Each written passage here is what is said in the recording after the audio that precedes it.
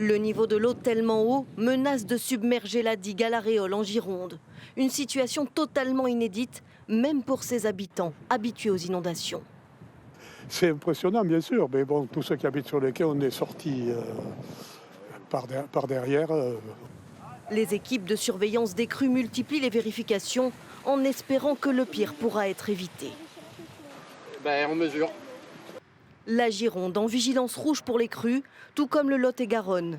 14 autres départements sont eux en alerte orange. Tous les records sont battus. Jamais autant de tronçons de rivières n'avaient été en vigilance sur une telle durée.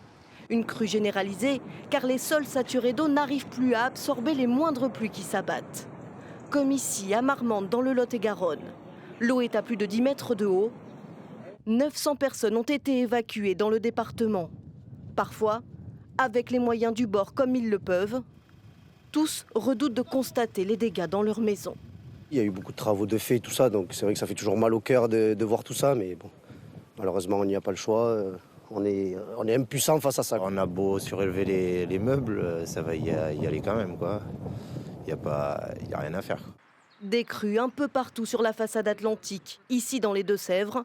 Les protections au pas des portes risquent de ne pas suffire à empêcher la montée des eaux dans les maisons. C'est un peu inquiétant, on va mettre mes poubelles et tout là, c'est désagréable. Hein. On espère que ça ne va pas rentrer dans la maison, c'est tout ce que je demande. La situation va rester difficile encore tout le week-end. De nouvelles pluies sont attendues dès demain depuis la Bretagne, avant de balayer tout l'ouest du pays.